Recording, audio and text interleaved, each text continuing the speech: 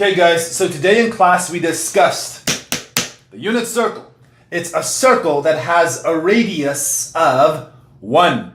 And on the unit circle, there are certain points that are very often used. These points in particular. And notice that at every point, we have a lot of information. We have the x and y coordinates of the point. We have the angle measured, which is this one here, in both degrees and radians. Both languages are provided for you. So all this info is given at all of these spots. And as it turns out, on the unit circle, there are certain relationships that hold true.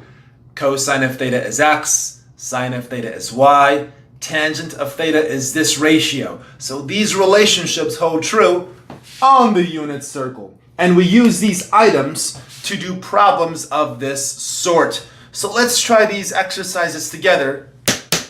No calculator, okay? So, for instance, this is how this works. The sine of 210. What is it? How do I find it? Well, you go to this location.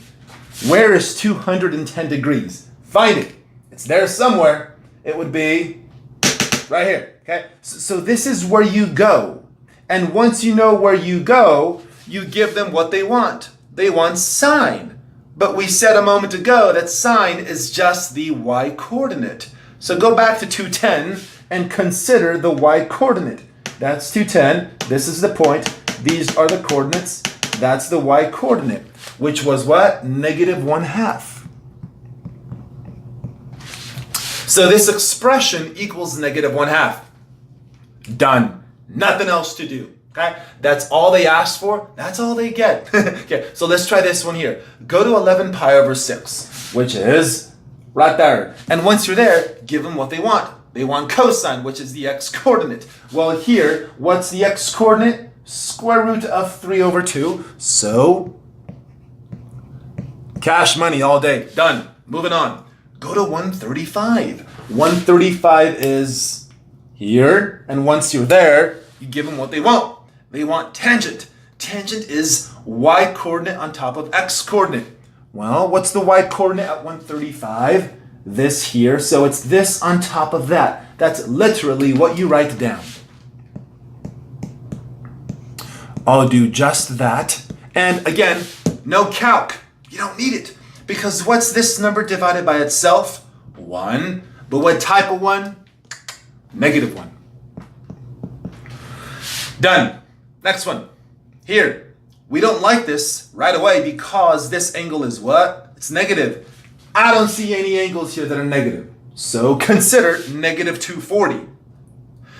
Remember that one idea? When angles point in the same direction, right? If two angles point in the same direction, those angles are said to be coterminal. How do we find coterminal angles? Well, take this angle that you don't like, -240. Let's do some scratch work. So what do I do to this? To find coterminal, I add the same number every time, 360. I get back 120. So what I'm saying is that this is the same as the sine of 120. Why? Because these take you to the same spot. But I prefer this one over this one because this one I don't know. This one, I know where that is. It's right there. Okay?